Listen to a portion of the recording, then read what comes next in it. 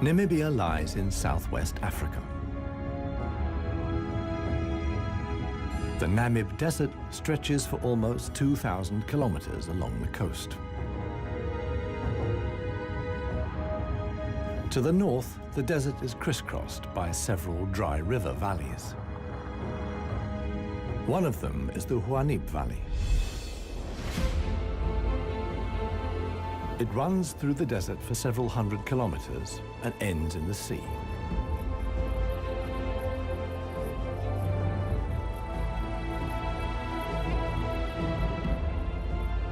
Water flows here once, at most twice a year. Only deep-rooted plants like anna trees can survive here. Only here, within the valley, can mammals exist in the long term.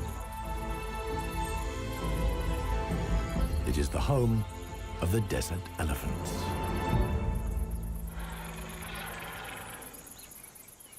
In contrast to their other African relatives, desert elephants live in particularly small family groups. They are so rare and their way of life is so special that they're under the constant supervision of scientists who've also given the elephants names.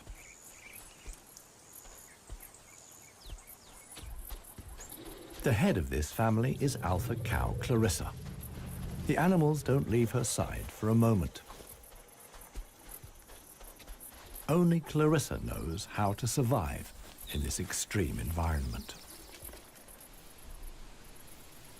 The shoots of the anna tree are now ripe.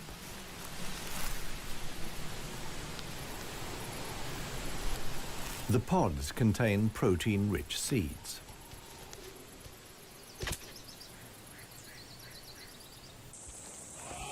Clarissa has known every one of these trees since her childhood.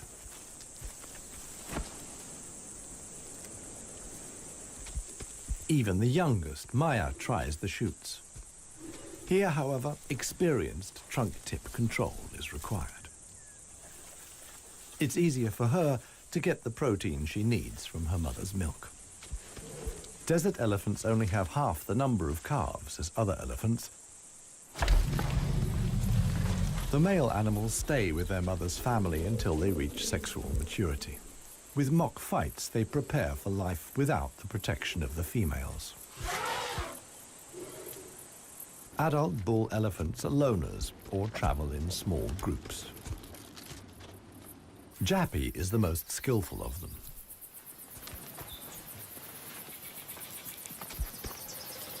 His younger brother watches enviously as Jappy brings down apparently unreachable branches from the tree.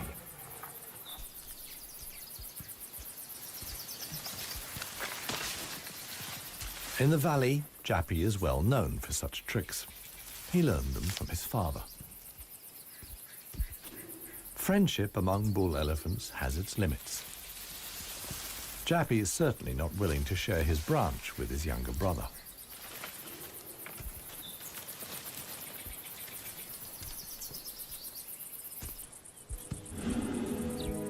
Their father, One Tusk, is now nearly 60 years old. His trademark is the missing right tusk, lost long ago in a hierarchical battle. For years, he was the undisputed king of the Huanib. Now he lives in seclusion. One Tusk's legs are weak. He can no longer keep up. The aging bull is already being watched by a male jackal, which lives in the Huanib Valley with its partner. Jackals mostly hunt smaller animals, but they wouldn't turn their noses up at a dead elephant.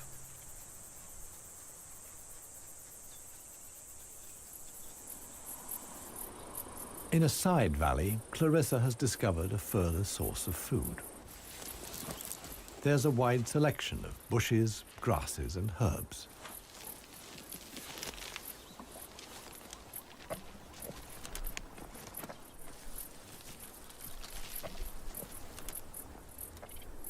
The elephants' climbing skills far surpass those of their savanna-dwelling relatives. This too is a form of adaptation to their special habitat.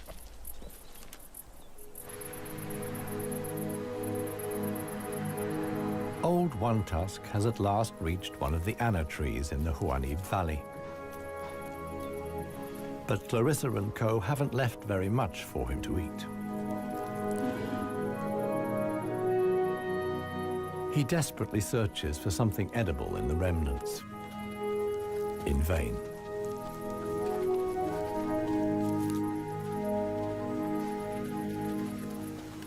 For the inhabitants of the Namib, survival is hard. They're used to going for long periods without water.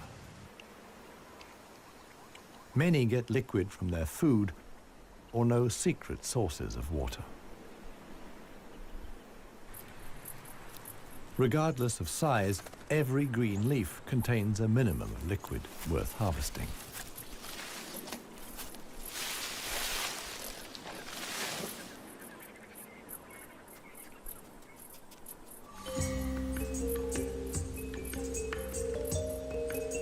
Outside the dry river valleys, there is scarcely any vegetation. Here, only extreme specialists survive. The Namib desert beetle is no bigger than a fingernail. As all animals, it depends on water for survival and has developed a special strategy.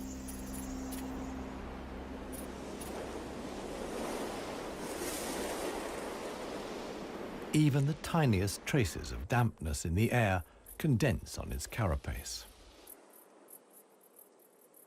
In time, a drop forms, which then flows directly into the beetle's mouth. This way of life limits the distribution of desert beetles to those parts of the desert that see fog. But where does the fog come from? The Namib is one of the few deserts in the world that stretch to the sea. The cold Benguela current from the Antarctic cools the seawater to a temperature of 12 degrees Celsius. When the water reaches land, it evaporates in the warm desert air. Around 200 days a year, the desert is wreathed in mist, which sometimes extends hundreds of kilometers inland into the dry river valleys.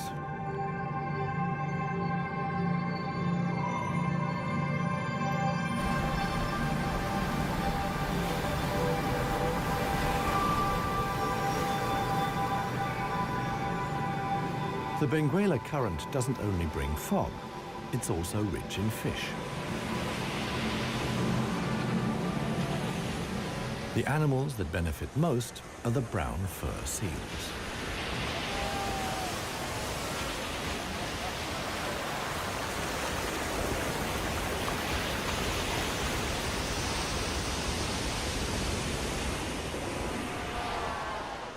Their colonies are often home to 100,000 animals.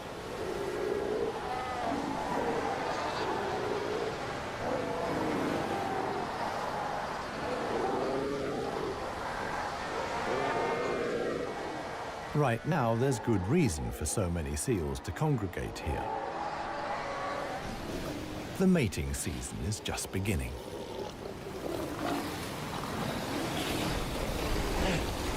Everywhere, bulls are fighting for the right to mate.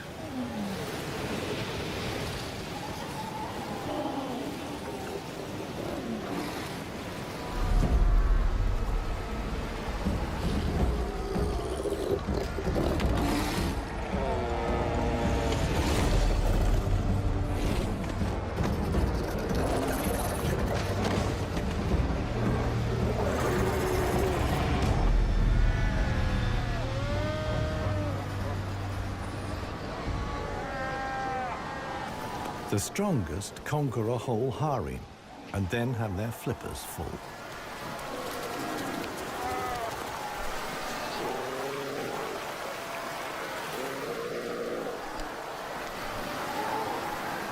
After mating, the males disappear into the sea. They're not involved in bringing up the young. The fog sometimes penetrates as far as the Huanib Valley.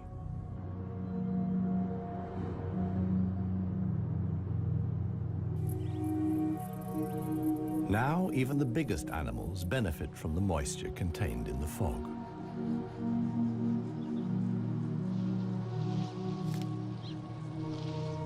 Jappy and his brother can take on a lot of liquid from the drops of dew on the plants they eat. This allows the elephants to go without water for up to 4 days at a time. The pair are still on the move together. This will soon change.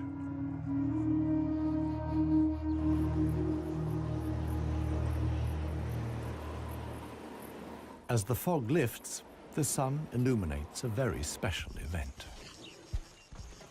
Families of elephants from other dry river valleys are on their way to the Huanib Valley.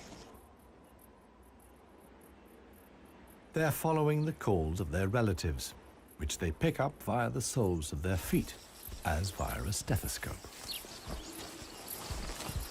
More and more elephants join Clarissa's family. Some of the animals haven't seen each other for years and exchange affectionate greetings. Jappy and his brother are also aware of the arrival of the females. When it comes to attracting a cow, in a flash, companions become rivals. Once upon a time, one tusk was also aroused by all the excitement. Today, it no longer has any significance for him. He wouldn't be able to deal with confrontations with other bulls.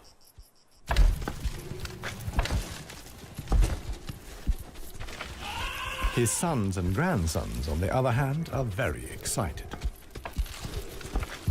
For them, it's important to make the most of the female's willingness to mate and prevent others from taking advantage.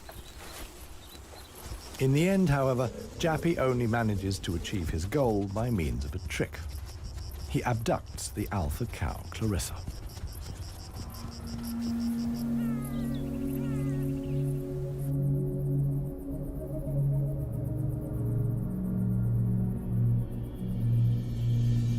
While many of the inhabitants of the valley spend the night hours asleep, this is the time of the real desert dwellers.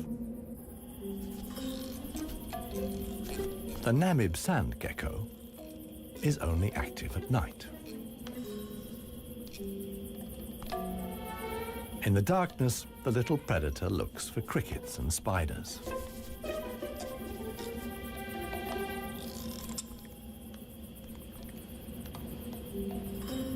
Like a frog's, its toes are webbed.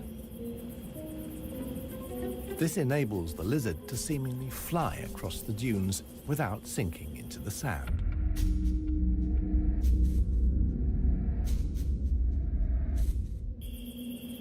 But it also needs to be on the lookout.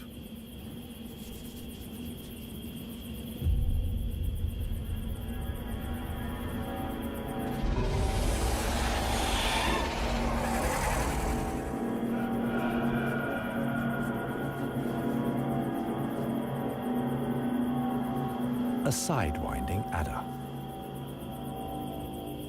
Similar to desert elephants, beetles, and geckos, the snake has a hard life in the Namib.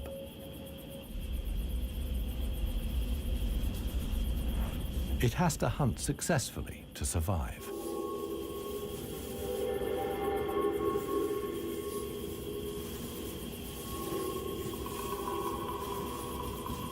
Once it finds a good spot for an ambush, it goes to ground.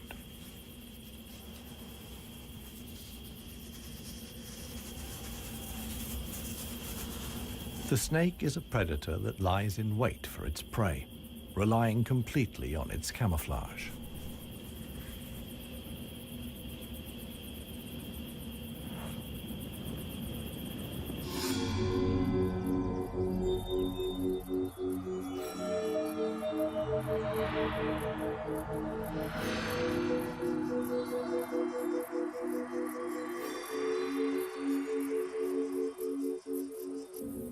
For the sensitive gecko, it's time to go. In the sun, it would quickly dehydrate. Here, too, webbed feet come in handy. The lizard uses its legs as scoops to quickly dig out astonishing underground passages. It can make tunnels 1 meter long into the ground.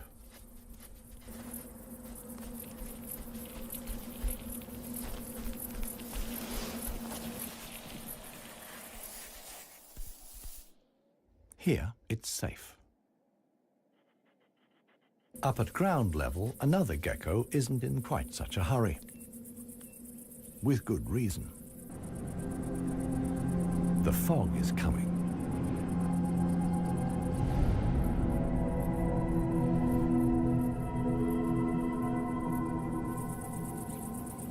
The lizard's large, mirror-like eye surfaces allow the fog to condense here. At last, water.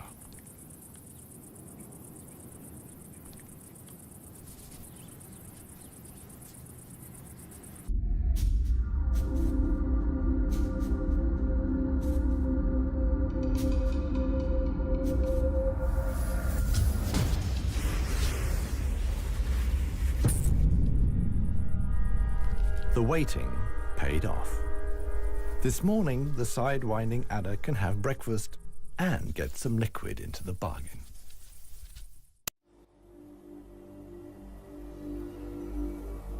The Namibian winter is coming to an end, and with it, the mild climate brought by the fog. Relentless heat descends on the Huanid Valley. 40 degrees Celsius in the shade. This is approaching the limit for even Clarissa's family.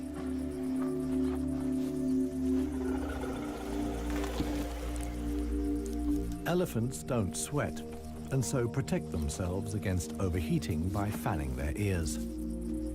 But it seems too hot, even for that. The heat is hard to bear for all the animals, but for the youngest, the sun can be lethal.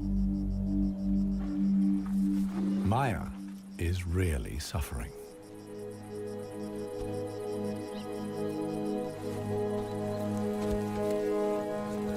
One tusk mobilizes all his efforts for one last attempt at an anna tree.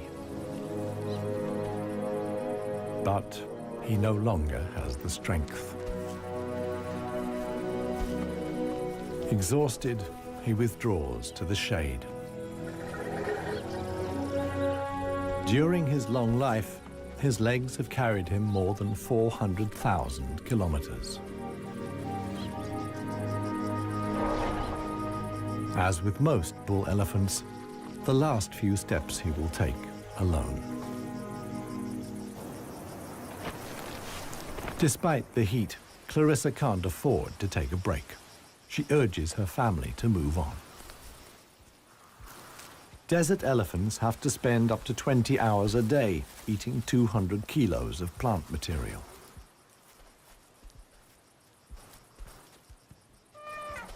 As tiring as that may be, Clarissa's family have no choice. One young bull is already so exhausted that he sleeps through the signal to move off. He only wakes up when the other elephants are already out of sight.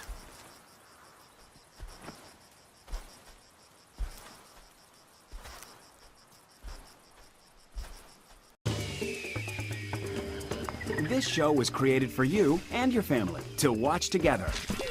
Welcome to Nat Geo Wild. It finally dawns on him that he really is all alone. Clarissa and the rest of the family have noticed his absence. The animals try to locate each other via smell using their trunks, which are extraordinarily sensitive.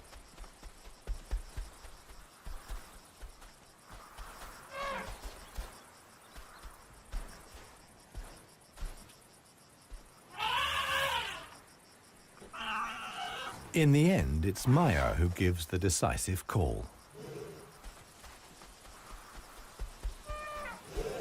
Now the straggler knows which way to go.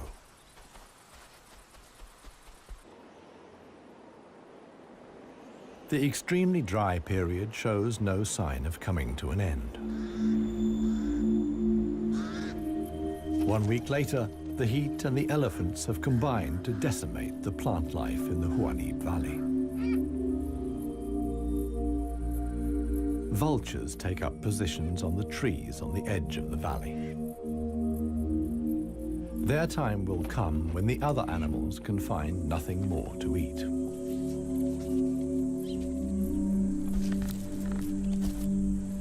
For Clarissa's family, a dead tree now becomes the sole source of food. In the desert, a tree of this size takes years to break down. And it's the elephants that turn it into food again for the other animals.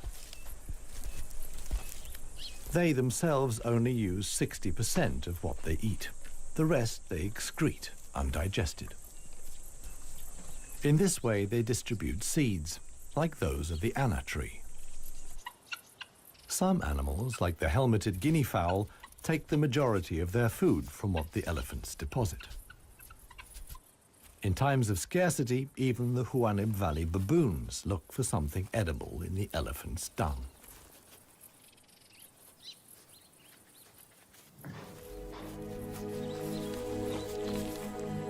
Old One Tusk has one more go at the wood.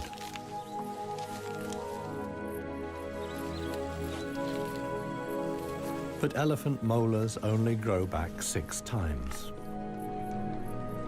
One Tusk's teeth are worn out, and his attempt to eat wood the way he used to is doomed to failure. In other parts of Africa, older elephants seek out swamps where they can live for a while longer on softer leaves. Here, there is no such possibility.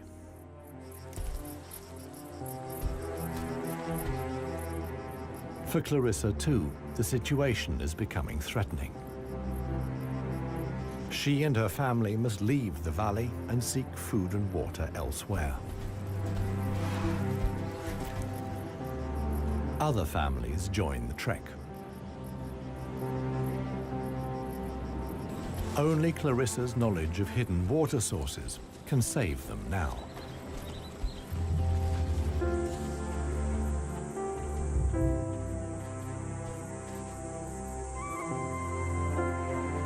Scarcely any animals are left in the valley. Even the jackals are leaving. In their search for food, they will move along the Huanib Valley until they reach the coast. Only One Tusk is too old and too tired for the trek. The one thing that could save him now is rain that would let soft grass grow. With this slim hope, he remains behind.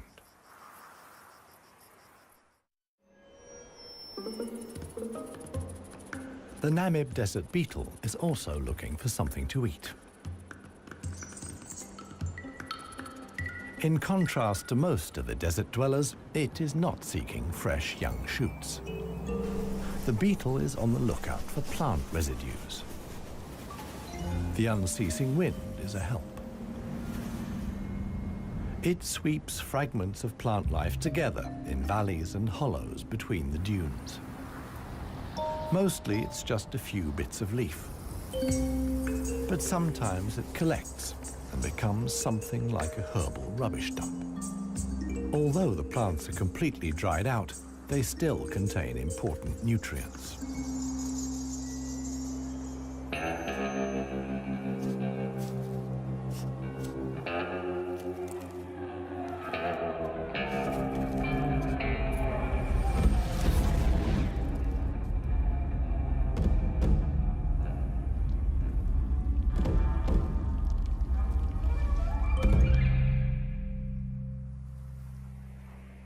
The Namakwa chameleon is one of the most dangerous hunters in the Namib desert. For desert beetles, at any rate. But the beetles don't usually make it quite so easy.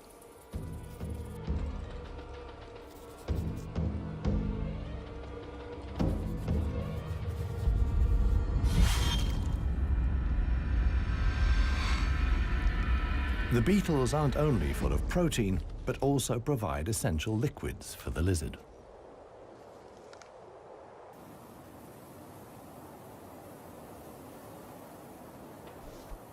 Namaqua chameleons are the biggest reptiles the Namib can support. In contrast to the mammals, they can't undertake long migrations to look for food and water. Similar to the Huanib, a river once flowed here.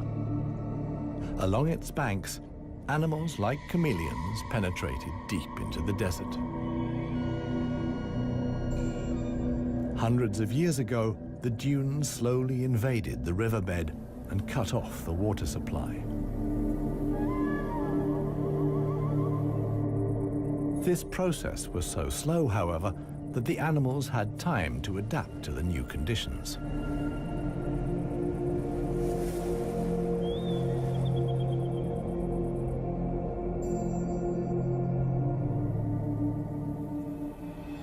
The mammals didn't need such a long period of adaptation.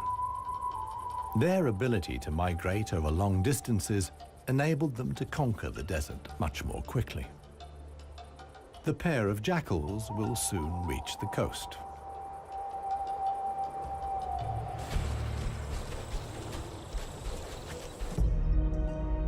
Clarissa, meanwhile, is still searching for water. Little Maya is already exhausted.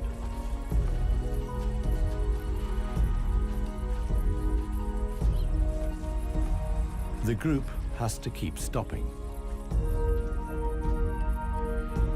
The animals are reaching the limits of their strength. Clarissa can produce less and less milk for her daughter. Suddenly, a commotion as Maya sinks to her knees. But Clarissa urges her offspring onwards. It is their only chance.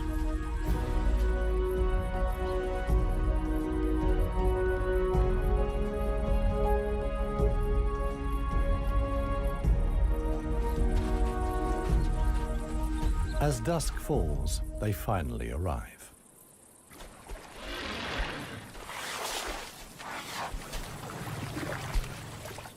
Thanks to Clarissa's knowledge, there's something to drink at last. Adult elephants can get by on 100 liters of water a day.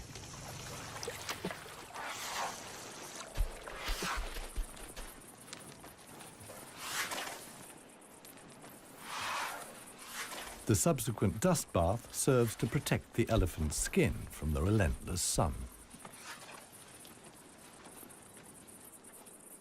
The trek to the next source of food is long. The following morning, Clarissa will move on.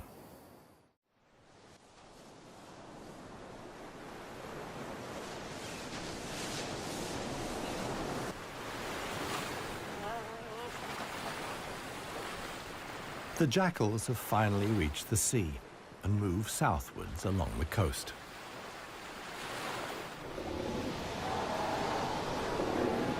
The new generation of brown fur seals is just arriving. Many of the mother animals are heavily pregnant. This young mother hasn't long to go.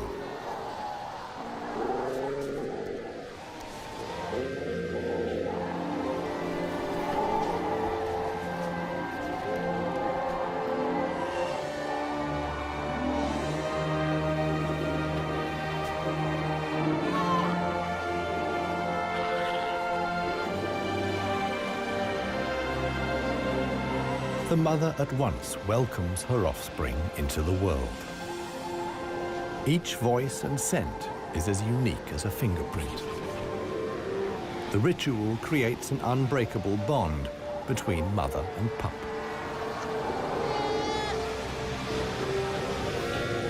Directly after the birth, the pup has to be suckled.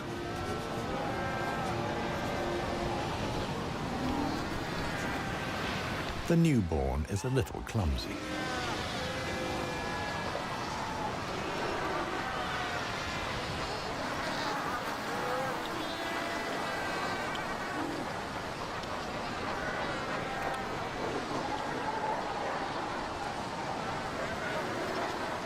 The young mother is not alone.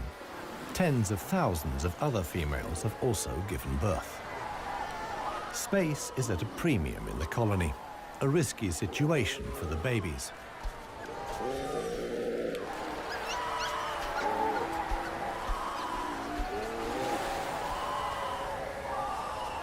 To minimize the danger, the seals organize a kindergarten. Many of the mother animals leave their newly born pups here.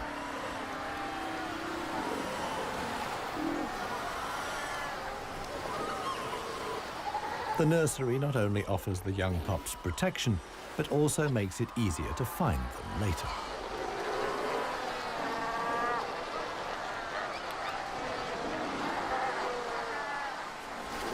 The mother seals have to go out hunting every day to make sure their milk is nutritious enough for the young.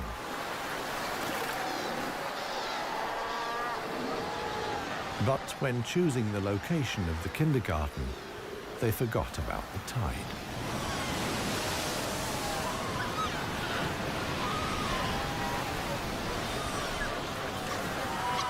The pups fight desperately against the onslaught of the waves. The baby is washed out to sea, along with the other newborn seals.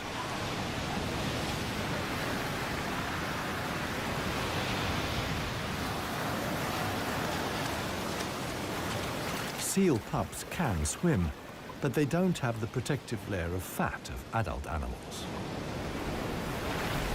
The pup fights for survival.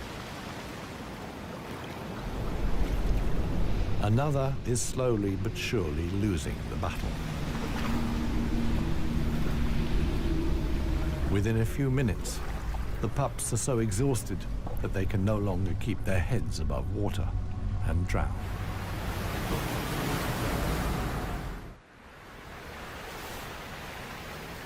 The next morning reveals how great the danger posed by the sea is for the seal pups.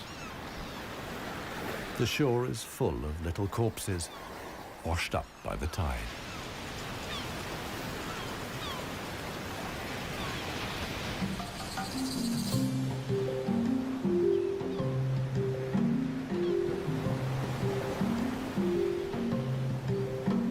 The jackals from the Huanib. The pair have traveled hundreds of kilometers from the arid valley.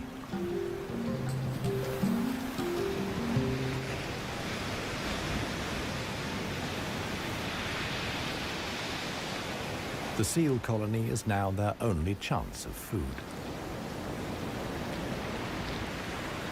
Jackals aren't choosy. For them, eating carrion is nothing unusual.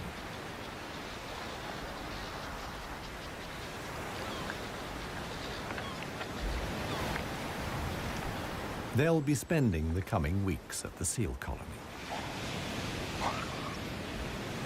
Only when the pups are old enough to swim enduringly, and thus the supply of food runs out, will the jackals return to the Huanib Valley.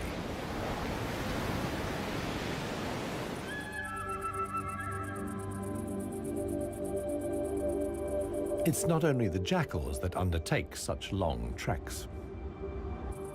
The other inhabitants of the Huanib have a long way to go.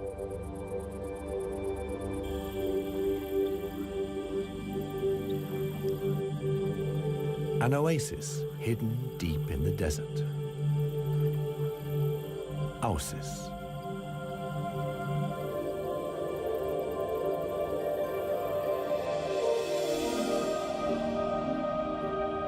It lies like an emerald in the middle of the desert.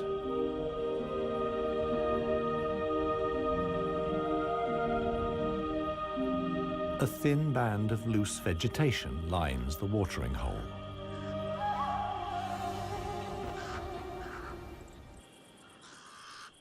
The pied crows are getting worked up about something. Visitors. Big visitors. the legendary desert lions. Desert lions are so unbelievably rare that scientists have fitted them with transmitter collars so that the big cats can be monitored and protected. Two females have taken up positions in the undergrowth with their young. The experienced predators know that it's just a matter of watching and waiting. And indeed, many animals are making their way here. The oryx's numbers have thinned noticeably. Some are lagging far behind the main column.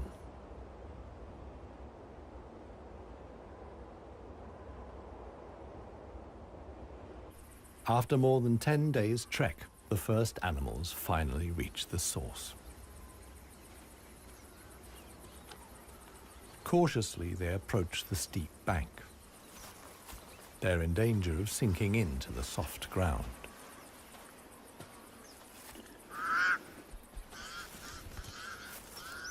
The pied crows sound the alarm again. The lioness's patience has been rewarded. They've caught one of the stragglers. One lioness keeps the oryx in check on the ground. The hunting lioness is completely exhausted.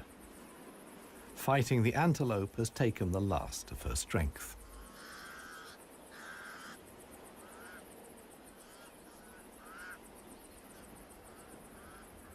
She drags herself back to the bushes to get her cubs.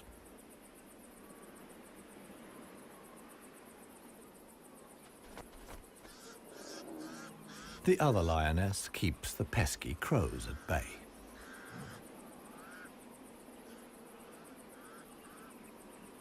Luckily for the huntress, the cubs quickly grasp the situation. They can hardly wait to get their teeth into some fresh food. All the animals here are fighting for survival. The lionesses won this round. They've enough food now to last the coming weeks.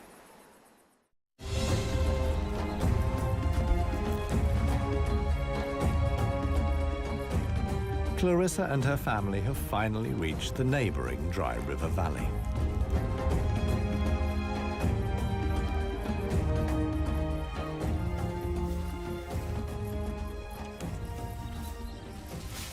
The experienced cow knew instinctively that in times of drought, there was some precious greenery here to feed on. The exhausted animals can at last fill their stomachs again.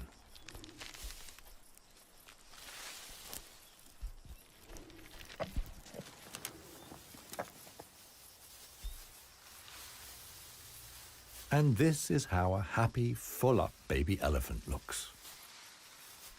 Maya in paradise.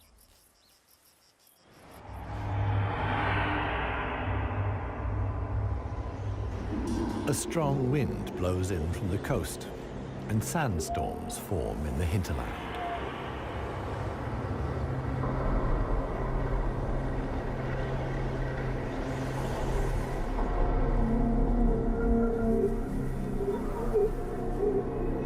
They reach the river valley where Clarissa and family have found food and shelter.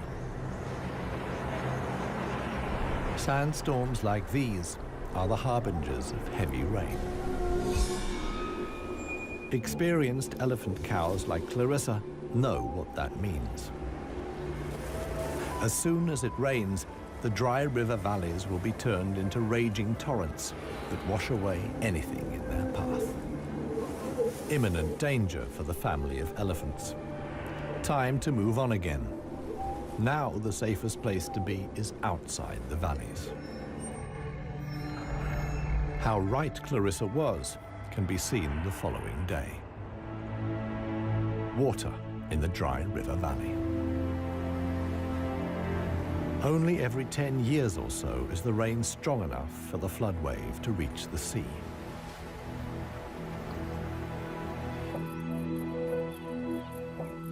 Just a few days later, the first green shoots begin the transformation of the dry river valleys.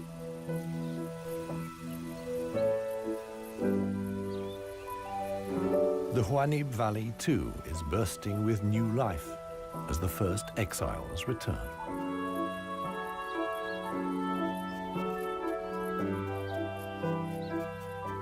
For one animal, however, the rain came too late. Old One Tusk succumbed to hunger before the first drops fell.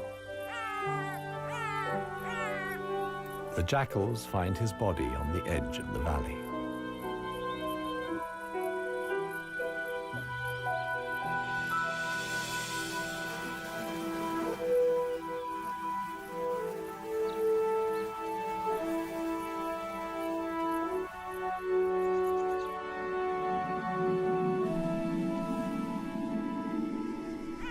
The jackals don't approach the body until evening. And thus, the circle of life is complete. The next morning, long unheard calls echo through the valley.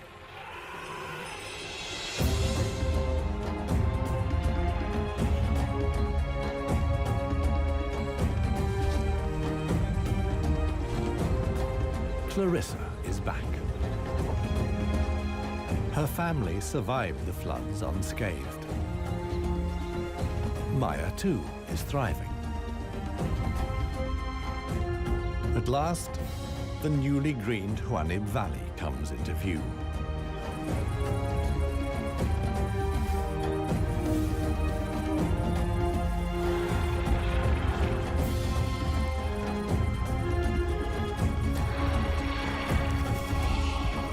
Clarissa's family is home again.